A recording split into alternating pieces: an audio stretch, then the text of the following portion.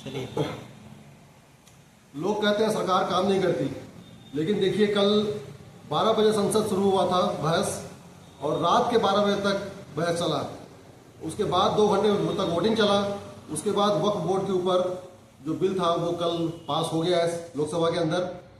देखिए इस आगे की वीडियो में किस तरह से पूरे दिन पूरे रात बहस चला, उसके बाद इतना बड़ा फैसला लिया गया।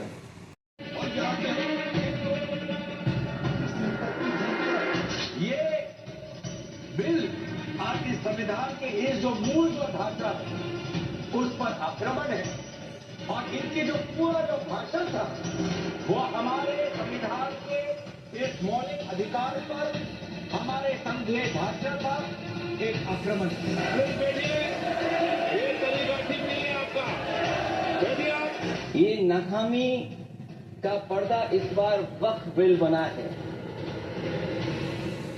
और सबसे बड़ी बात तो यह है कि जिसके लिए फैसला होना है उसकी बात को अहमियत न देना भी नाइंसाफी है। जो लोग इंडियन स्टेट के खिलाफ लड़ेंगे बोलने वालों के साथ आप लोग खड़ा रहते हैं। हाथ में संविधान पकड़ने में कुछ नहीं होता है, संविधान का स्पिरिट के साथ जीना पड़ता है।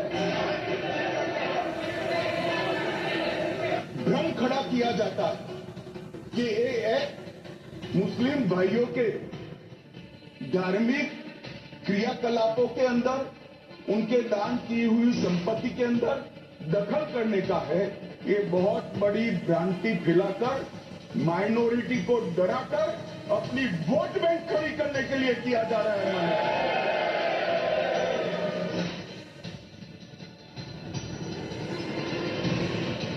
केरल में ये कहते तो हैं ये वायनाड के बेटे हैं बेटी हैं, लेकिन वहां पे भी वक्त का कहर जारी है सर।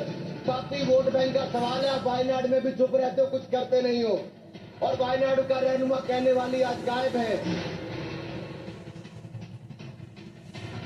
तो मैं गांधी की तरह इस कानून को मानता हूं। ये अनकॉन्स्टिट्यूशनल है सर।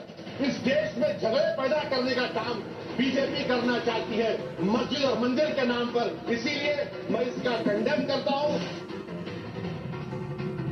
मैं आज सीना ठोक के कहना चाहता हूं कि पूरे विश्व में यदि मुसलमान सर्वाधिक सुरक्षित कहीं है तो उस देश का नाम भारतवर्ष है, हिंदुस्तान है। जिस पार्टी की सारी पॉलिटिक्स ही हिंदू मुस्लिम की पोलराइजेशन पर डिपेंडेंट है, जिसकी सारी राजनीति ही है पाकिस्तान मुसलमान खालिस्तान, आज इनको इस बात दर्द कहां से आ गया कि हमारे मुसलमान बहनें, हमारे मुसलमान का पैसा वो सही लग जाए। अध्यक्ष महोदय, भारतीय जनता पार्टी इसने वक्त की प्रॉपर्टी को बैठते थे और यहाँ से अपनी सिंपत्ति जीतकर पेश होने वाला है। और जैसा कि हंगामा लोकसभा में देखने को मिला, वैसा ही हंगामा राज्यसभा में भी होने के आसार है। बड़ी खबर, लोकसभा से पास हो चुका है वक्फ संशोधन बिल। रात 2 बजे वोटिंग के बाद ये बिल पास हुआ। दोपहर 12 बजे से जो बहस थी, चर्चा थी, वो शुरू हुई और रात के 12 बजे तक ये चर्चा चलती रही, और उसके बाद इतिहास रच दिया गया है। 2 घंटे लगभग ये वक्त लगा, लेकिन 1:59 का वो वक्त था जब लोकसभा से पास हो चुका है ये बिल। इसके पक्ष में 288 वोट पड़े और इसके खिलाफ 232 वोट पड़े। अलग अलग तरीके से जो तमाम सांसद वहां मौजूद थे, जो विरोध में थे, उन्होंने अपने अपने तरीके से विरोध दर्ज कराया। लेकिन सरकार लगातार, और खास तौर पर केंद्रीय मंत्री किरेन रिजिजू ये लगातार समझाते रहे कि ये बिल मुसलमानों की ही बेहतरी के लिए लाया जा रहा है। तो संशोधन संख्या 2 को स्वीकृत किया जाए। जो सदस्य इसके पक्ष में आ गए, जो सदस्य विरोध में ना गए, मंत्री जी अब प्रस्ताव करें कि विधेयक को यथा संशोधित पारित किया जाए। Sir, I move that the bill be passed as amended.